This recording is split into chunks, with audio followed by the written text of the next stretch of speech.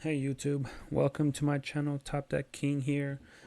We are back with another, I am back with another video deck tech sideboard guide.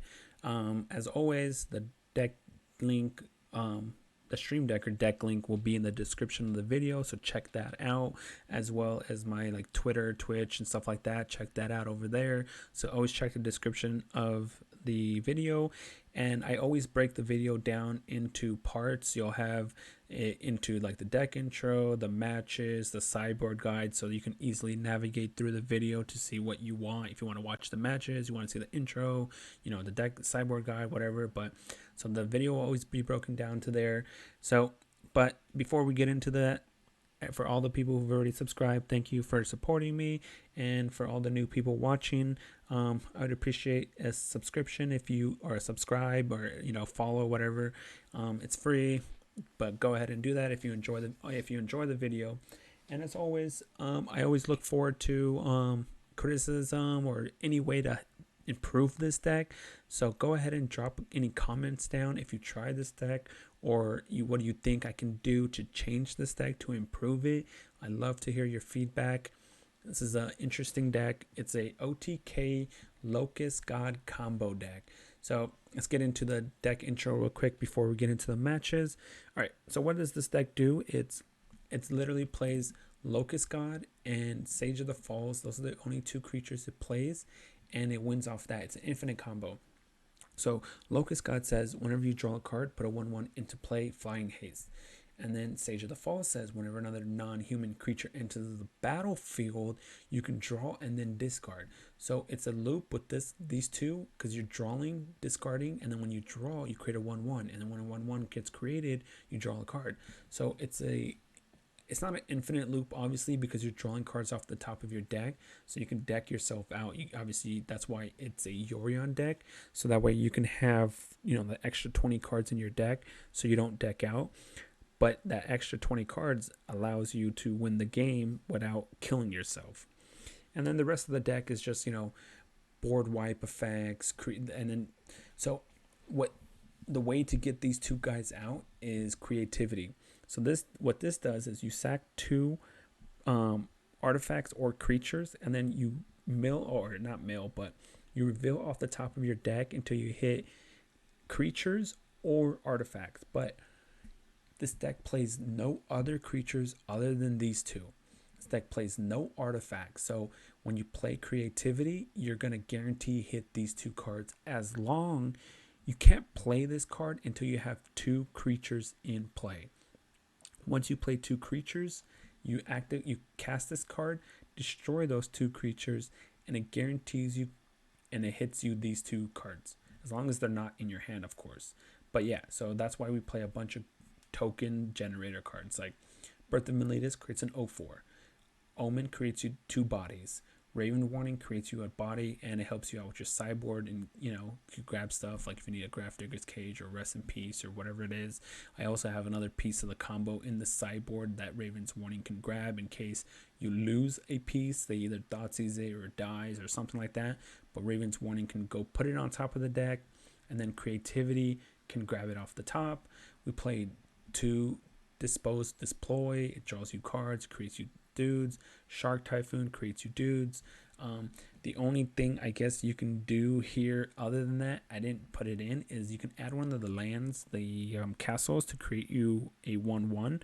So you could do that, and you could cut something like, I don't know, maybe a Glacial Fortress or something like that, or because you need more red than you do blue, because this costs triple red. So I would keep the 3 planes in, because then Birth of Meletis can grab it, but that's just my opinion. We're just seeing how this deck works out, testing it, see how it works.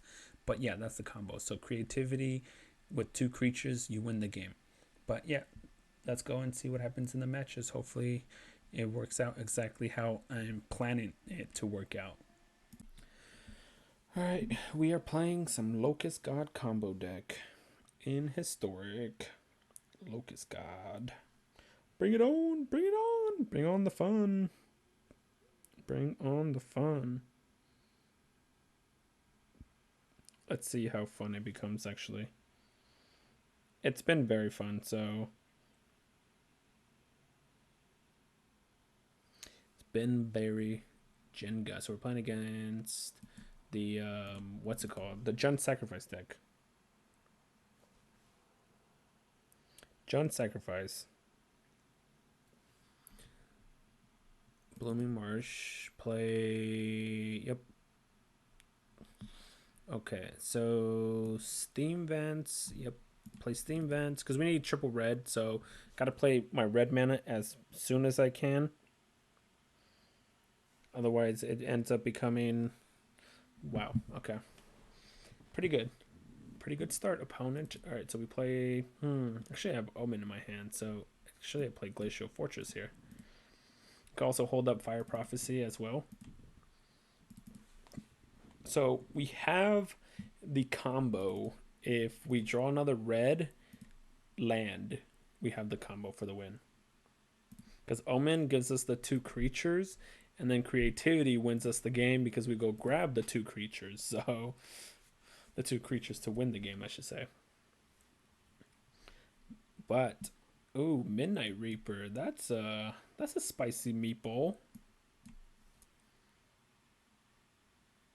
I guess I should kill this now because if he sacks it, I take more damage that way. So if I do this now, I'm going to take 1 less damage because he's going to have to sack it, the Cauldron, now if he wants to draw a card off Midnight Reaper. So I guess he doesn't. Interesting. Let's maybe bottom this. That was kind of odd. I would think he would want to sack the Cauldron to draw a card. So if he used Witch's Oven to sack, he would have drew off Midnight Reaper. Interesting. Alright, let's not take damage, and it gives me my red mana. I can play Omen here. Yeah, because if he's going to do it regardless, he might as well have drawn a card off it instead. That's odd. But, hey. Maybe he has exactly what he needs in his hand, and he doesn't care for it. He'd rather do damage and try to end the game. Since I'm playing, it looks like Jeskai control. Since we have 2 Omens, I'm just going to cast this and try to block one of his familiar. It's going to force him to sack because he doesn't have any food anyways.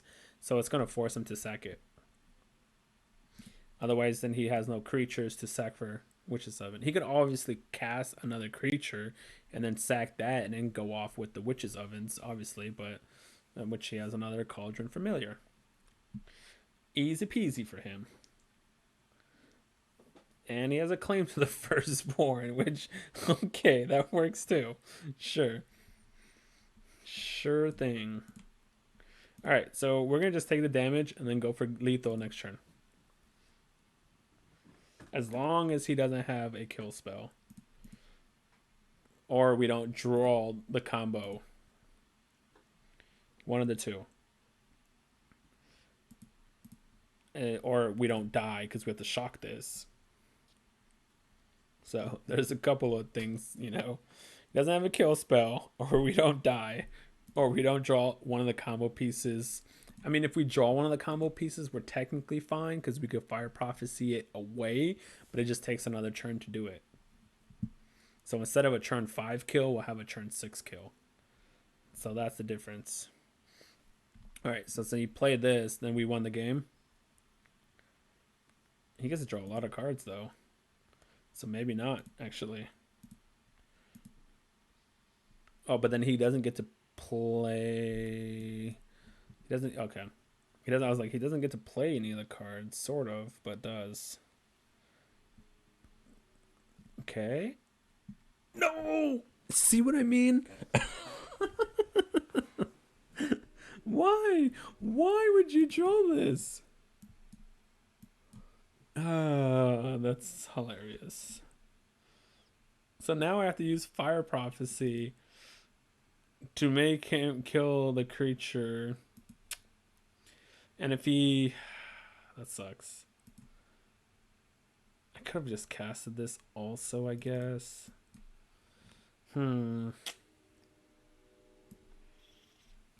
That was pretty unfortunate, man.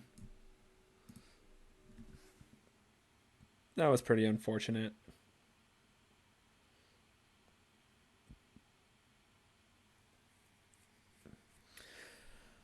Yep. He can sack this to tower so I don't have to shuffle a card. Yep. I should have just casted it. Whoa, he didn't do it.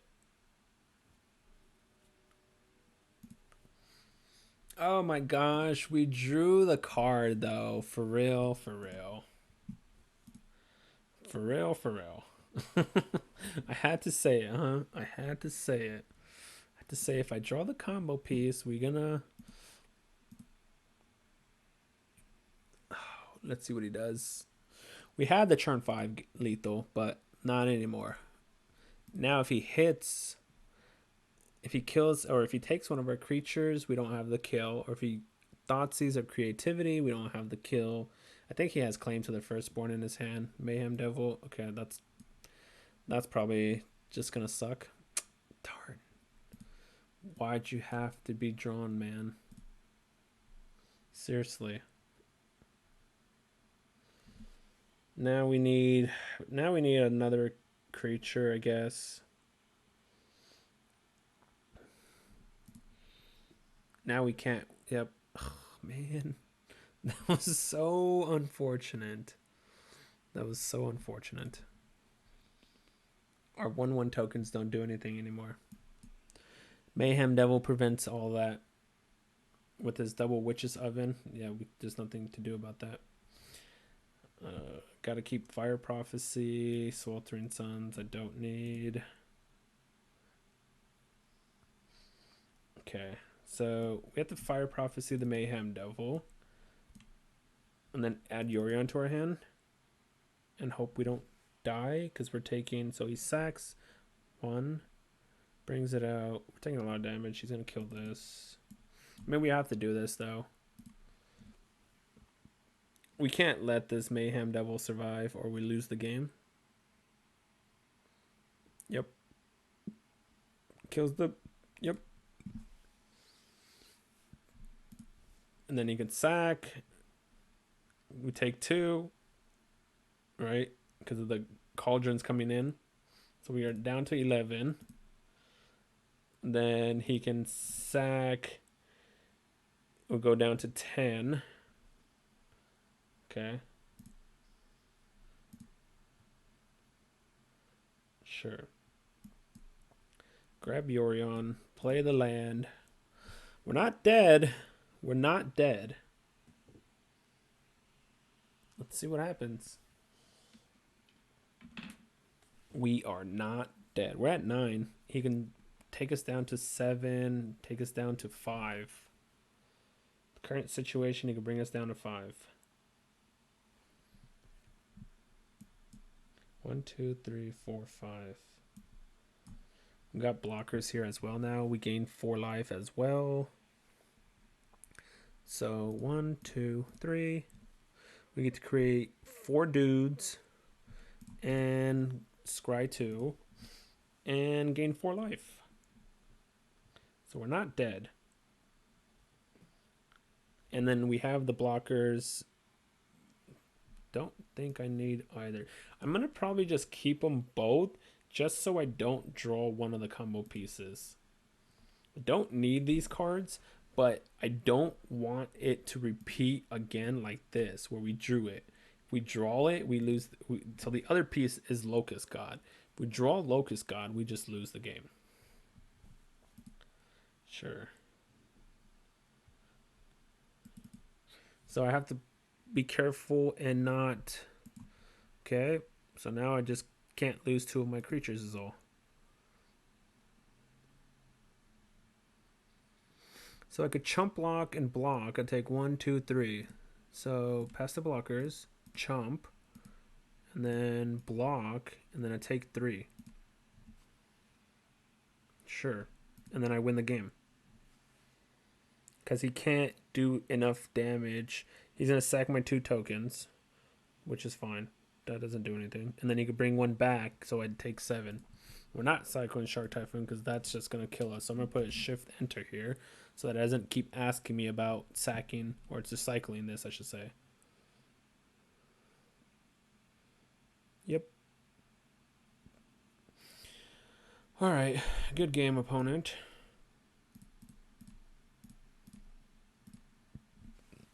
Game over. So he could go up to 28 life here. Because he can sack and bring another Cauldron Familiar back out. There it is. Take action. He can just shift control out of the thing. Your game, opponent. We could just hit you for lethal. We're just going to make infinite dudes. You could play, I mean, you might as well, I guess, to just see what's in the deck. But this is lethal, opponent. Hopefully I just draw like 30 lands in a row, but so he doesn't see too much of the deck, but I doubt it. I doubt it. He's just going to make me go through it, I guess. All right, so we just have to go through it all. Alrighty. Take action. Search for Azcanta.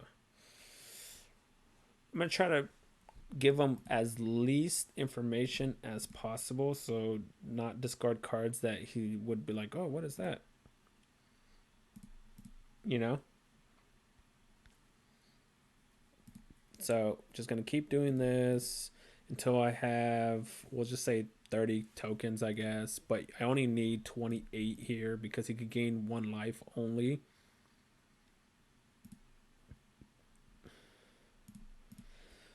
Dun dun dun dun dun dun dun dun dun dun dun dun. So at what my opponent is doing now is just giving himself card advantage, in other words. So he's just looking through my deck. Yeah, I know I said it's a good game. So take action. Dun dun dun dun dun dun dun dun dun dun dun dun dun. Take action. Take action, take action, take action. Take action. Valakit. Take action. I thought we almost lost there, but we didn't. We did not lose. Well, we lost. We won game 1. Let's find out what happens next games. Currently, we're going to win this one.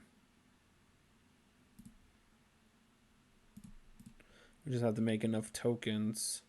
So he does not have the tower. I was going to say the tower can make him sack a creature. So he can bring back the what's it called guy, but he does not have the tower. So we don't have to worry about the tower. So we just have to, there's 27. There's 28.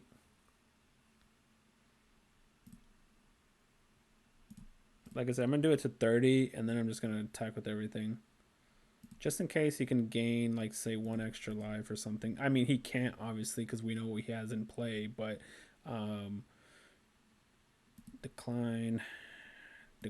Oops, that's not what I meant to do, but okay. I meant to hit decline, but it did that. Decline. Next. Hit you for 31. There it is. Yep. You can sack. Doesn't matter. You go up to 28 life, opponent. I'm hitting you for 31. So it's game. It is game. Yep. Create 2 tokens or 2 whatever. Not like you can sack. Oh, you could go to 30. That's fine. Forgot about that. So, yep. So, go to -1. See, that's why we made 30. Because there you go. All right. So, I bring in, I mean, obviously Grafdigger's Cage is good here. But you got to be careful. Because this card can hit Grafdigger's Cage. And if that happens, you miss the combo. So I'm going to bring 1 Grafdigger's Cage and 2 of Rest in Pieces. I'm going to cut 1 Search for Azcanta here. Because like if I have 2 of these, I can do, so the good part about this is I can use this creativity to destroy this to go grab the creatures. So technically with that, I don't need 2 creatures. So cut that. Don't think we want the absorbs here. Let's see. Oh, the veto. We don't want the veto. I think that's how I do it because I don't need the veto against them. There is debate to bring in the ley line so your hand is protected and you have hexproof. So the Mayhem Devil would not do damage, I believe, to you. Let me read Mayhem Devil. Whenever you play or sacrifice a permanent, Mayhem deals 1 damage to any target. So it's a target, so technically that would work. So there is, yeah, I think it's worth it actually. So let's cut 1 ley Shark Typhoon. I'm gonna cut another absorb. Maybe I'll bring in 2 ley lines, just so my hand can be protected a little bit. Could cut a Raven's Warning, but the Raven's Warning, I leave them in because it can go grab me Grafdigger's Cage out of the sideboard and then put it on top, which is another reason why I don't bring in 2, because 2 Raven's Warnings in the main deck versus just bringing in, oh, this hand's bad, versus just bringing in, you know, Grafdigger's Cage. Okay, we got to keep this and just bottom 1 of the Raven's Warnings. I have 3 mana with Birth of Meletis, technically 4 with Birth of Meletis. Blooming Marsh. So that Thoughtseize? It's a Thoughtseize. I'm assuming either Raven's Warning or Valakut. Ooh, Birth of Meletis. Birth of Meletis. So we drew technically another one. So I'm going to play this first. I can shock the Sacred Foundry, use it to go play Birth of Meletis. Is that another? Oh, because I was like, he has another, but no. Ooh, rest in peace.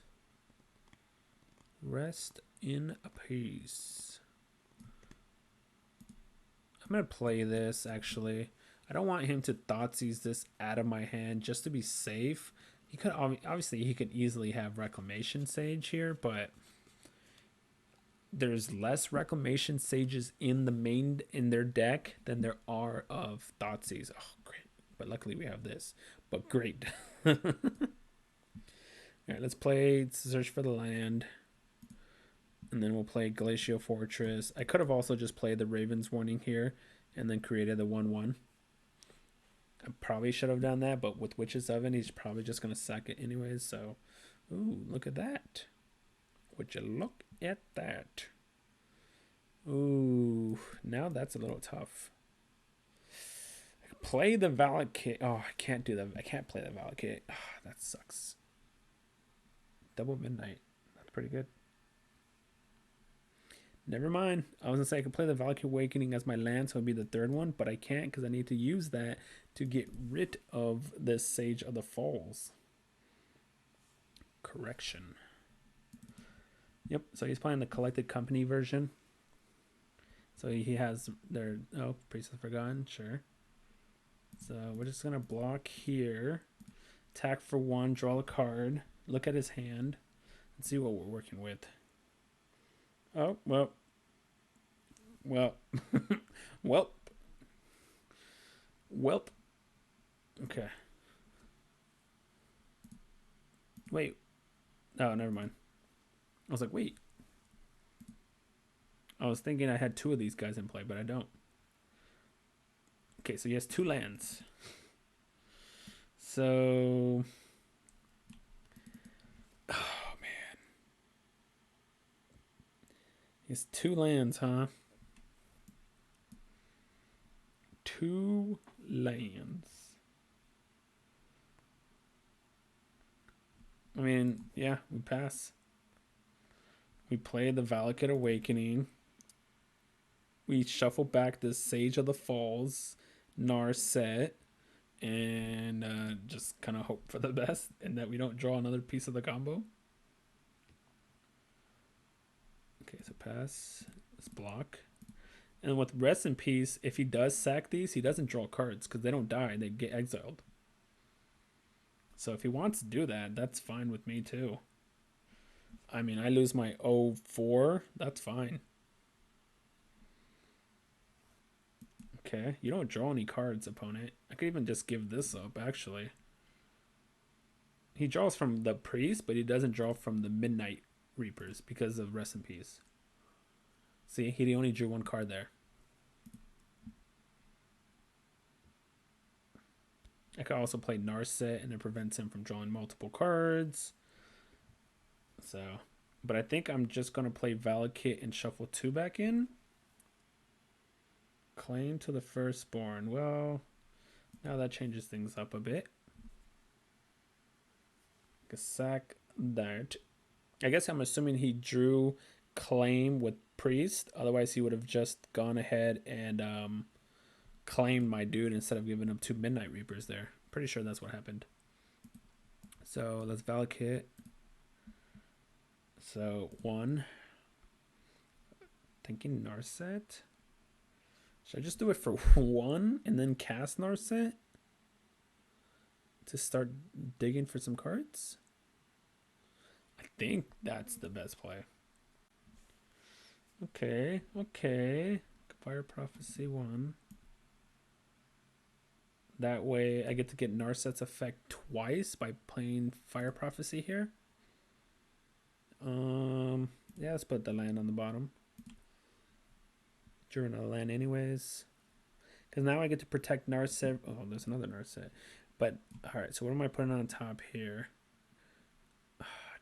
I wish I had one of those land things. I could put Search for Azcanta on top, but Rest in Peace, so that's not gonna work. I could put Shark Typhoon on top. Anger of the Gods doesn't do anything. Maybe I put Shark Typhoon because it also creates me a body. Sure.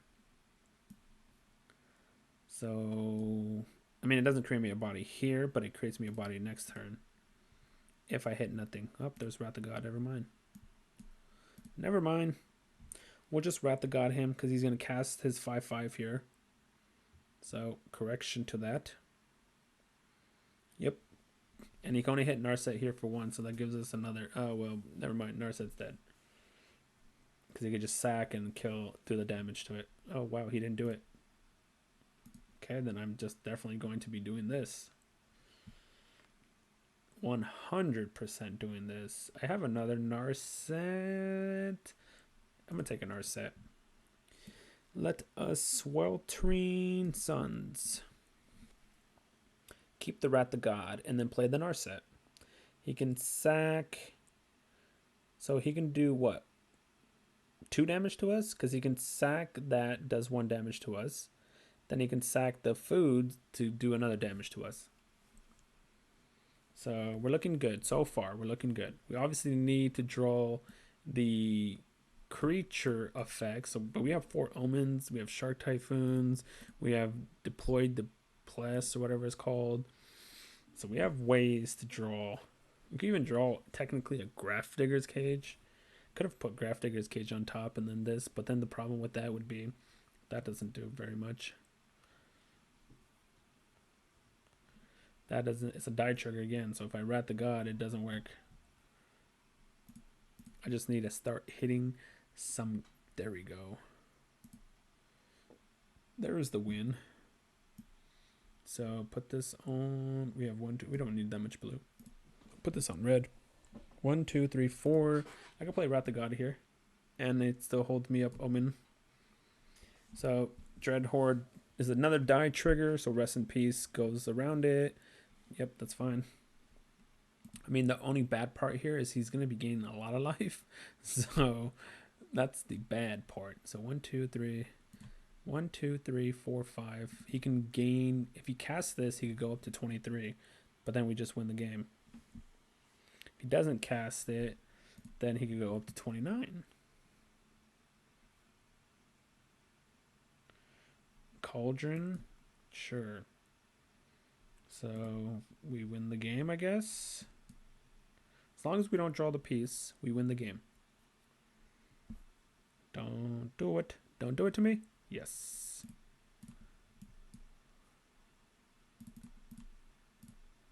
Oh, wait. It might not be game, actually. I messed up. Because there's one Grafdigger's Cage in the deck. I gotta do it, though. There's one Grafdigger's Cage in the deck. I forgot I brought in Grafdigger's Cage. Completely forgot. What do I hit? Oh, see, I hit a Grafdigger's Cage. Ugh. Never mind. Well. Well, there's that, huh? Okay. Whatever. So we're taking 5. Exile the Grays. In case he has Reclamation Sage. That's hilarious. I forgot about... that's why I usually don't bring it in, to be honest. Or I only bring in 1, I should say. Not that I don't bring it in. I only bring in 1 because of that case. That exact reason right there. Alright. Let's cast Narset. Now we have a blocker against this guy. We'll keep this one, obviously. We can also grab Yorion. Sure. Oops. So let's grab Yorion. Could have also just used the effect, but I don't think we want to do that. It costs 4 mana, so no. Do I want to play the land tapped? I don't think so. I'm not going to... Let's see. So I attack for 4. Let's say he hits me for 6. Okay.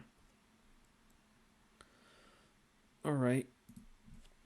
He can start sacking the foods. We put the final piece to the bottom of the deck. Thoughtseize out. Goodbye, Yorion. Nice draw, opponent. Maybe I should have played this land. I could then start using the effect to start. I could start using Locust God's effect. All right. Okay. So boom, boom. I mean, we hit. We could grab that. This gets us life also. We can also tap and draw a card. Sure. 1, 2, 3, 4. So I must put this tap now. Let's start getting in the red zone. I'm going to sack the Omen most likely to start scrying. I can tap this guy down. 1, 2, 3, 4, 5, 6, 7, 8. I can also just cast it. There's a lot of things I could do here. Claim to the firstborn. Sure, because then I could create. Let's see. So I'd rather create it now. What's it? 1, 2, 3, 4, 5, 6, 7, 8. So let's do this first. Let's create 1 once. And then let's do this to create more 1 once, but also to gain the life. The main thing here is to gain the life. See how we went back up to 15 life here? So that was the main thing. We have trump blockers. You might as well attack with the... Yeah, I was going to say, you might as well attack with that because there's no reason not to. So block here. That's fine. I can block here too and trade that off. Sure. We'll take 1. We'll get to create another dude. Hit him for 6. We got to keep getting in there in the red zone to try to win the game. Got it. Okay. We could just cycle that because it says whenever you draw a card. So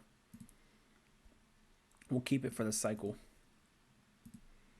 And then we could use the effect to draw. We could cycle, draw. There's a lot of things we could do here. Whenever you draw a card, create a 1/1 token with flying and haste. He should start sacking the foods here. I guess he's just going to keep it to the end. So if he draws Korvold, that's my guess.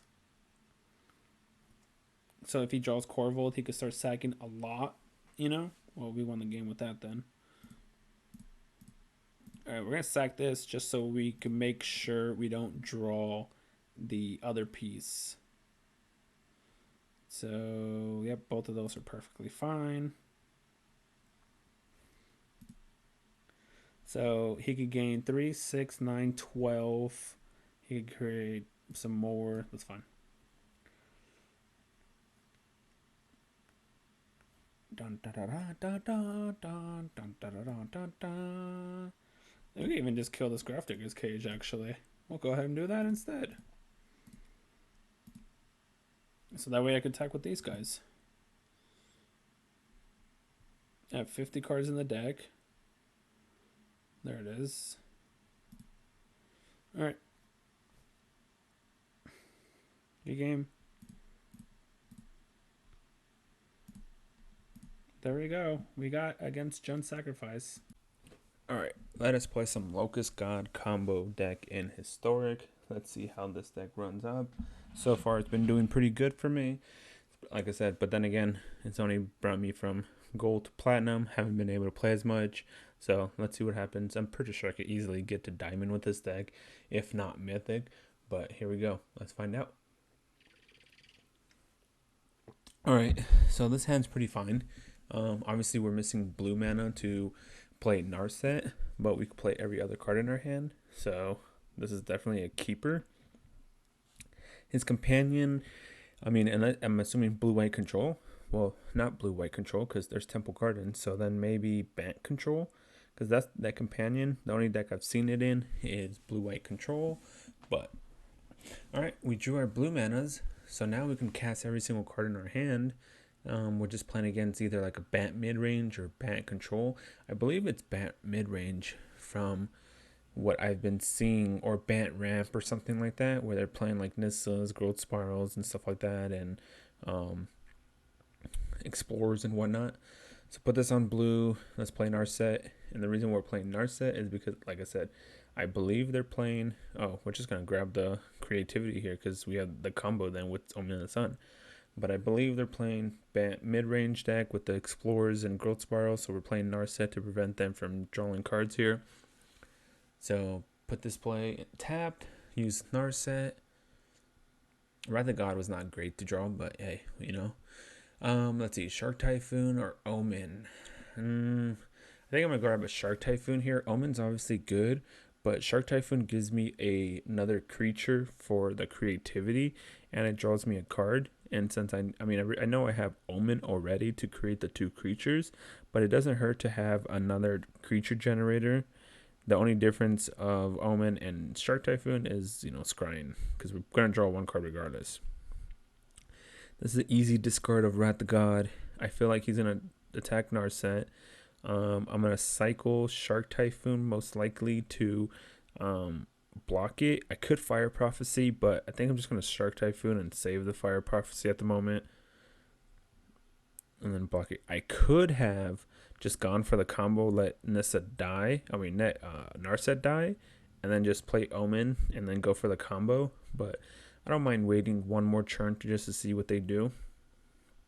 Okay, well, if we would have just gone for the combo, we would have won, I guess. Because I don't think there's a 1 blue mana effect to counter the combo. So, oh well, you know. But we could do the combo. So Fire Prophecy, this Hinterland Harbor. And I can still do the combo with Omen. He'll kill... I'm not going to put anything to the bottom because I don't want to draw one of the combo pieces, because if I draw one of the combo pieces, I mean, I do have Valakut Awakening to shuffle it back into the, or not shuffle it back, but put it back to the bottom of the deck, but then it takes another turn off from me getting the combo off on him. Okay, so he's playing the companion because I'm assuming the land gets bigger because this is all types or something like that, I guess, or elemental or cat or whatever it is. So we're taking 4 because he's going to kill the Narset, sure. Let's just play Omen and go for the combo. See what happens. They do have 1 blue up, but, you know, I'm not going to wait. The longer I wait, since I don't main deck, I only main deck 3 counter spells in the main deck, it just gets worse and worse for me, especially with them having this in play, so their clock is really fast, and they have a lot of green mana, so that could generate a lot of mana, so we're just going to go for it. if they have it, oh, they didn't have it, so we win the game then. Yep, we just make, 20x dudes and just win the game. I'm sure they'll concede, but hey, they might just play it out a little bit. I would stick it around for a little bit just to see what's in the deck, personally. That's my personal preference. Nope, they did not want to see more of my deck. All right. I mean, I would, because I'd just be confused, like, what is this deck? Bringing Aether Gods and Vetoes, they're the Bant mid-range controls, whatever deck. Cut the Wrath of Gods, cut the Anger of the Gods. I'm thinking I'm going to cut one Anger and one Fire Prophecy here, so to make it 80. Sweltering Suns, we can still use the cycle, so we could draw a card. But yeah, I would have stuck around at least a little bit more to see more of the deck and just kind of see what kind of deck you're playing against, because there's no way you've seen this deck before, and so you might as well get more information for game 2, possible game 3. Info is always key in the game, and that's why the companion gives info for the player to see if what their deck is playing against and whatnot. So it's not gonna hurt to stick around for another minute or two, but that's my preference, I guess.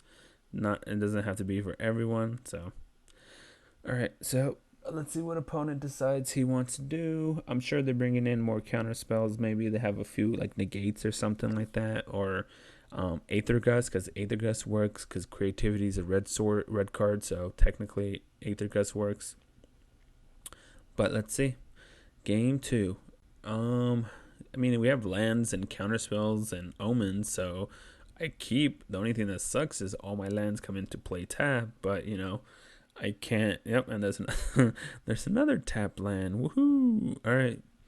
Hey, I can't complain, I guess, because I have spells and lands. So play Sulfur Falls because we need red, and it also gives us blue for another Glacial Fortress. But play Sulfur Falls because it gives us blue for absorb, and it gives us red. Play Glacial Fortress because now it gives us the white for Dovin's Veto, and as well as the white for absorb and Omen of the Sun.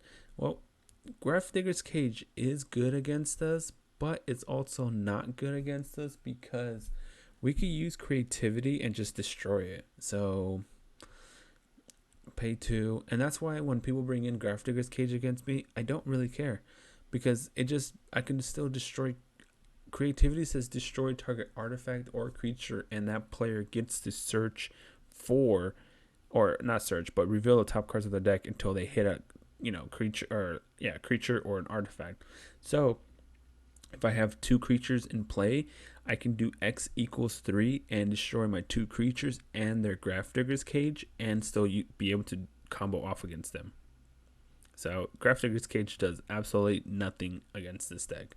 It slows it down by, I guess, 1 turn, because now I need 6 mana versus 5 mana, but that's all it does. He's shocked. All right, Nissa. Yeah, no, we're not letting Nissa survive. I mean, he shocked I don't know what the shock was for, but we're definitely not letting. Oh, I guess in case I have Censor or something. Sure. That's kind of odd, but all right. I can add Yorion and hold up hold up Veto. And we could just win the game here just with the tokens, He's had 12. We can then play Yorion, blink the Omen, and then we have 6, 7, 8 power on board. Sure, that resolves. I don't think I'm cycling Shark Typhoon here because I'd rather make a dude than. Okay, see? Like, we can just kill them. 1, 2, 3, 4, 5, 6. Yeah, we can just kill them because I can kill them, or I can play safe and, like, what if they have a Spell Pierce? I'm technically winning the race as it is right now, because I look how many I have 3, 6, 7 cards in my hand, so I'm technically winning the race. And I can cycle the Shark Typhoon at end stab and create a 4/4. I'm in no rush to just do anything, so we're just gonna just hold off here. If anything, I could play Yorion to blink Omen, but that's fine. We have 2 Dovin's Vetoes, so we get to stop all their interactions, I guess. That's fine. He's been playing a lot of Explorers and Growth Spirals, that's for sure. So let's do this for 4. We get to create a 4/4 here. If I draw an untapped land, then I can play Yorion to blink. Oh, that sucked. Well, we have Valakut Awakening anyway, so we can shuffle it back in. We can also Fire Prophecy and shuffle it back in. But yeah, I'm going to play this as my land now because I don't need it anymore. I'm just going to win off what I have in play. There's no need to overextend and, put too much out to the board and just get destroyed by something. So, like I said, end step, I could Fire Prophecy. Oh, yep, that's not resolving. Nope, this is not resolving. What does he have? Aether Gust on Nissa. Do I still? No. I think I'd rather have them draw Nissa again rather than veto it, because now I know at least what's on top of their deck. So I know at least what they're drawing versus, just counter it, because I can always counter it back when they redraw it. So we'll just do that. Let them redraw Nissa and then counter it when they redraw it. Alright, they're just going to concede. Alright, that's game. Alright, let us play some Locust God in Historic. Let's see how this deck works. I'm like about to pronounce it as Lotus God, but it's not Lotus, it's Locust, because obviously it's the god, not the land. So, alright, Revisuga. Let's see what you got. Alright, let's see. I'm on the draw versus the play. That kind of sucks. This deck is way better on the play. Alright, we have 3 lands and spells, so we'll keep. It's not the best hand because we have double creativity, but it's fine. Play tap land, pass turn. Drawing the Locust God kind of sucks because now we have to draw a way to shuffle it back into the deck, because that's pretty much the combo. So, and it looks like we're playing against mono black vampires, vampires. So we need to play this tap because we're not doing anything else. So that way we get our mana alive. We're gonna take a lot of damage here and then the Knight of Ebon Legion is gonna get pumped up as well. That's good that they didn't have a 3-drop or a 2-drop at least, but worst case scenario, we play Omen into Wrath of God. So I'm kind of hoping he throws more things out to the board so that way I can play Wrath of God here. Alright, so I'm debating on if I need to play Omen in the Sun here. Otherwise, I'm taking a lot of damage here. I might need to use it to block the Ebon Legion. So I'm going to go ahead and play this Omen of the Sun, because otherwise he could pump Ebon Legion to become a 5/5, and then that could be pretty bad for us. So let's do this. Otherwise we could be in a lot of trouble, Okay, this figure kills one, and Heartless Sac kills the other, so he just wants to get in damage. Well, alrighty then. Alright, Fire Prophecy is good in that it could throw our Locust God back out into our deck, so that's good. That's Zealot, okay.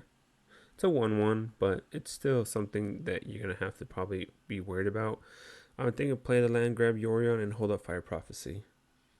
So if we play Fire Prophecy, drop Locust God back into our deck, play the Steam Vents to blink with Yorion, the Omen, and then we can play Locust God, or play Creativity, I mean. Let's see what they drop. Alright, well, I'm going to start taking too much damage. I'm going to kill this 1/1. I need to just survive. Birth of Meletis doesn't do anything here. So I think I just play Yorion, blink the Omen, play the Steam Vents, tap, and pass turn. If I don't draw the creature, one of the creatures, then we win the game, because we creativity into the 2 cards and win the game. So as long as we don't, and Locust God's on the bottom, so the only other card would be if we draw the Sage of the Falls. Otherwise, we're good. So let's see what happens. Okay, the Ghoul. So he sacks it, does 3 damage, gains 3 life, triggers, comes back. That's fine. All right, we won the game. So creativity, pay 2, target the 2 tokens. We only have 2 creatures in the deck. So bring in the Locust God and Sage of the Falls and win the game. Now we just, well, not infinite, but we just do enough to make enough creatures to attack for lethal. Let's see if our opponent sees the writing in the wall or not. Or, I mean, he could just wait it out so that we could see the rest of our deck. But let's see if watching this, if it's worth his time or not. Dun, dun, dun. I mean, okay, so he just wants to see more of the card deck, which is fine. I would do the same thing. I would look at more of the deck. I mean, if I'm losing, I don't mind waiting another, minute or 2 minutes to see more of the deck. Oh, he just wants to concede, I guess. I would have at least seen more of the deck just to, but... Alright, so it's vampires. A lot of them are lower toughness, I guess. So I think the only thing I have here is Anger the Gods. And then I could cut maybe the Veto here. Leyline. I mean, I could protect my hand with Leyline. Most likely they're playing Thoughtseize. But I don't know if that's worth it. Because what if they're not playing Thought? I mean, I'm sure they are. But it's Leyline is more against the Rakdos Sac deck or something like that, because they have Duresses, Thoughtseize, and then they can replay it and stuff like that. So that's why Leyline's there, to protect our hand against that deck. All right, let's see what we got. Well, we don't. I mean, I have Anger the Gods mana, and if I draw a single white, I can play Birth of Meletis into Wrath of God. So, alright, well, that didn't work. Anger of the Gods is very good against his deck currently, especially since he's playing a lot of creatures that have low toughness. See? We can kill all of this so far with Anger of the Gods. Alright, I'm playing the Sulfur Falls here to cycle, so I can possibly draw. I need to draw white. That's what the thing here. So if I don't draw white, it's going to start becoming problematic, because then I can't Omen the Sun. I have the combo technically in my hand as long as I just hit the white mana, so I can play Omen, because Birth of Meletis will give me the other mana I need. So I just need white source, and nope. Oh, there we go. We got white. All right, so we're gonna shock this regardless. So let's just play it now, because I need the white mana anyways. Instead of shocking Steam Vents and then shocking Sacred Foundry, I'll just shock the Sacred Foundry so I can use that mana to play Birth of Meletis or play Omen and stuff like that. Let's see what our opponent does though. Okay, here comes the Ghoul again. Okay, there's another white source. So play this tap and just play Omen past turn. We'll take 3 and then go for lethal, because we have 5 mana. Sorin, sure. That is perfectly fine. I just win here. Okay, put a counter on it, hit us for 4. I play Omen and go for combo. As long as I don't draw the creature, I mean, as long as I don't draw the creature, I win the game. All right, we won. Good game. Creativity 2. Target these 2 cards. Game over. Oh man. Turn 5 game. Alright. Sorry, opponent. There it is. Hey YouTube, welcome back to my channel, and another deck tech for this time for historic, that is. This one is Locust God combo deck, and as you just saw the matches, we pretty much usually win on turn 5, sometimes turn 6, because we want to just be able to, I mean, either we don't have the mana we needed to, or we need to shuffle back one of these guys first into the deck before we can go off with the combo. Usually it's you have to put one of these back into the deck either with Valakut Awakening or Fire Prophecy, and then you could do it. But for the most part, we've been doing turn 5 kills with this deck so far. So it's a very solid deck so far. I was playing it a little bit last season, and I got myself to Diamond with it easily.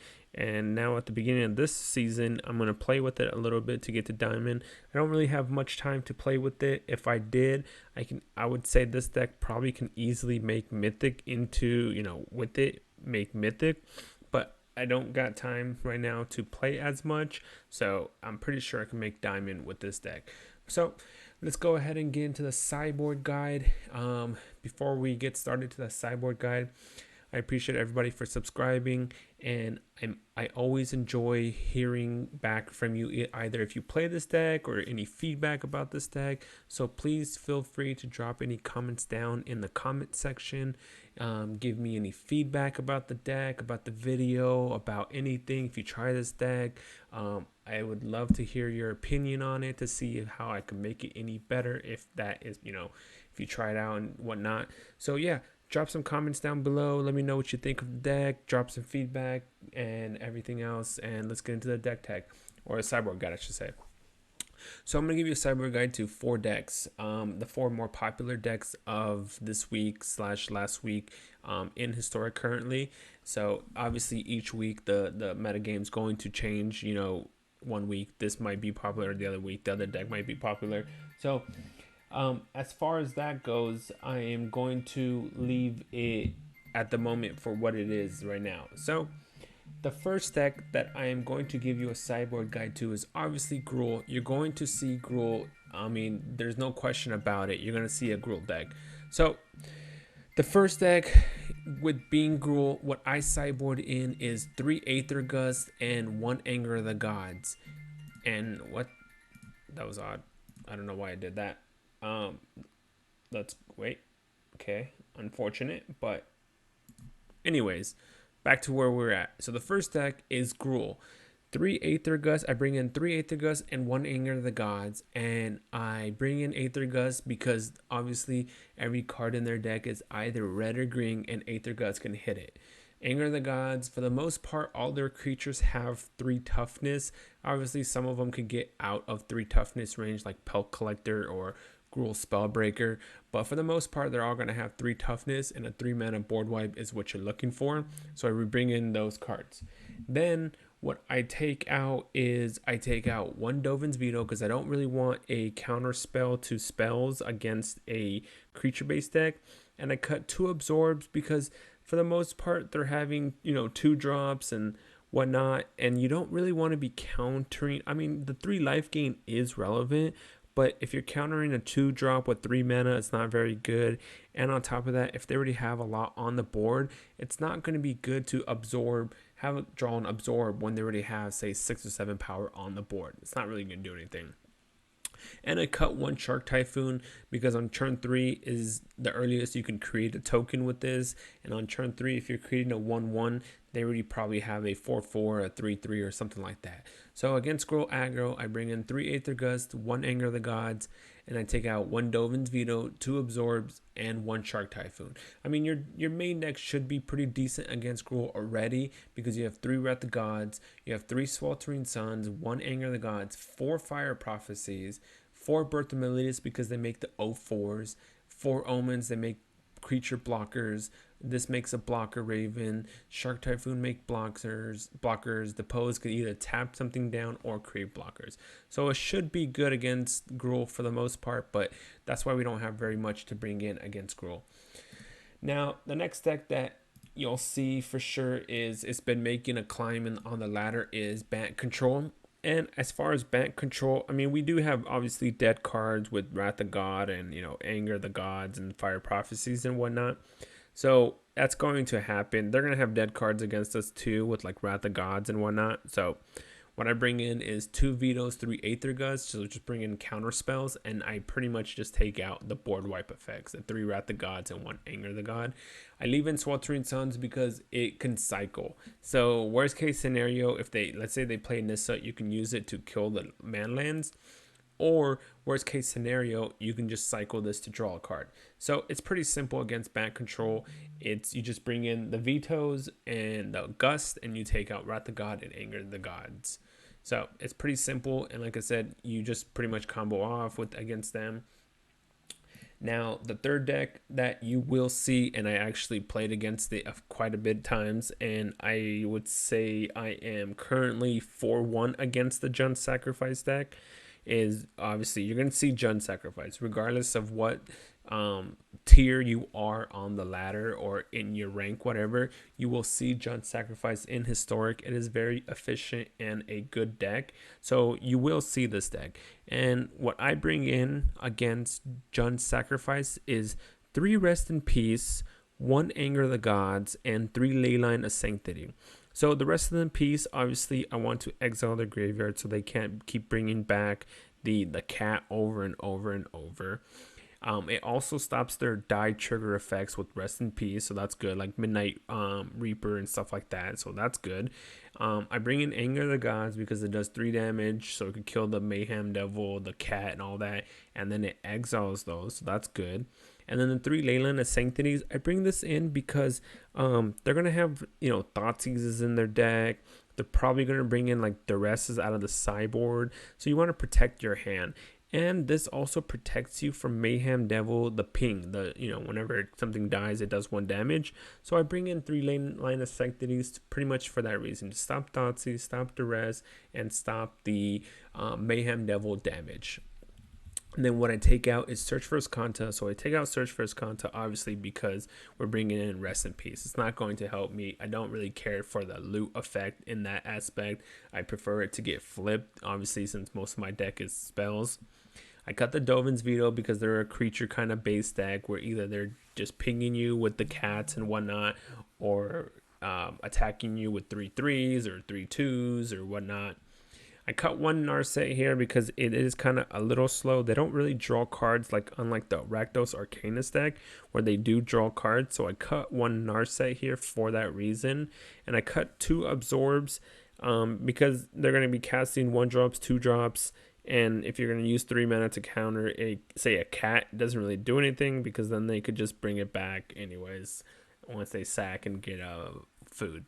And then 2 Shark Typhoons, I bring the curve down. Shark Typhoon is obviously very good against their deck because you just fly through the air. But the problem also with Shark Typhoon is if you create, let's say, a 1/1 or even a 2/2, Mayhem Devil can pretty much kill it easily on the same turn they cast Mayhem Devil. So I cut Shark Typhoon for that reason because I don't want to cycle for, say, 4 mana and then they do a Mayhem Devil, sack the cat, bring it back, and kill your Shark Typhoon. So we do cut it for that reason and bring the curve down. So that's what I do against Jund Sacrifice. Now, the last deck I'm going to give a sideboard guide to is obviously the Rakdos Arcanist deck. This deck is obviously popular. It's going to stay popular in Historic. And so it's kind of like the same. We're combating it the same way as a Jund Sacrifice deck. But the sideboard is a little different of what we take out. So the difference, I guess, is the Narset in a sense. So once again, I bring in Rest in Peace because this time this deck is a truly graveyard effect with Arcanist, Loras, Cruxa. So you need Rest in Peace here. I bring in 3 Leyline of Sanctities. It's even more important here because they can reuse, say, Thoughtseize and Duresses. So protecting your hand is even more clutch in this matchup. And on top of that, in this matchup, they cannot get rid of enchantments, unlike the Jund deck where they could bring in Reclamation Sage to kill enchantments, or Binding of the Gods. This deck cannot get rid of enchantments. And then 1 Anger of the Gods because I want, obviously, the 3 mana kill spell. It kills pretty much every single creature on their side of the field except for Cruxa. And once again, we're bringing in Rest in Peace, so we cut Search for Azcanta. We're bringing Absorb. We don't really want to be absorbing a 2-drop, Pyromancer or, Young P, whatever, or the Dreadhorde Arcanist. We don't really want to be countering 2-drops, 1-drop effects for 3 mana. That's not really mana efficient on our aspect versus against our opponent's aspect. Dovin's Veto is good against this deck because it is a spell heavy deck, but since I'm bringing in Rest in Peace and Leyline of Sanctity, I'm leaving Dovin's Veto out, because what I want Dovin's Veto to be countering would be like, you know, Thoughtseize or some, you know, what is it, the flame card that could bring back a something. So with Rest in Peace and Leyline, it protects my hand and it prevents their graveyard recursion from happening. So that's why I cut the veto. And once again, I cut 2 Shark Typhoons because it's a high curve cost card. I don't want to cycle this and then them using Claim to the Firstborn to still attack me and sack it. It's 6 mana, you know, it's gonna be expensive to cast. And then 1 Raven's Warning, because it's going to create a 1/1 and your 1/1 would just be stolen. And we have another Raven's Warning in there, and we don't want to be cutting Narset against this matchup, because Narset's very good in this matchup because of village rights and whatnot. It lets us loot here, but the main reason why we keep it here instead of Jund Sacrifice deck is because of village rights. Village rights does hurt them a lot, or it hurts them a lot to have Narset against them, because they won't be able to draw multiple cards that turn. So those are the 4 decks that you mainly will be seeing in Historic. Obviously, you'll see some you'll see decks like Goblins and whatnot. You know, obviously against Goblins, you could bring in like the 3 Aether Gods. You could bring in the Anger of the Gods, obviously, you know, and cut some of the other stuff like Veto would be bad against them. Raven's Warning, cut one of those would be probably bad. A Shark Typhoon, you know, something like that. I would obviously keep in the Absorb, so that way you can try to counter the Muxes, but I would cut something like Veto, Raven's Warning, you know, maybe Narset, stuff like that. A Shark Typhoon to bring in those cards. So, but those are the main decks that you're going to see in Historic at the moment. So hopefully this sideboard guide helps you out, and hopefully this deck, if you play this deck, hopefully this deck starts crushing it for you, because so far it's been doing amazing for me this season, and last season it was doing really great for me. I wish I had more time to play right now, but I'm working on my computer, and once I get that all fixed up, I will have more time to play, and I'm pretty sure this deck will get me to Mythic once I have more time to play. So hopefully you try this deck out. Let me know if you do in the comments below. Drop some feedback, give me some advice about the deck. Let me know if you play the deck, how you do with the deck. Just drop some comments down below. I would love to hear back from my viewers.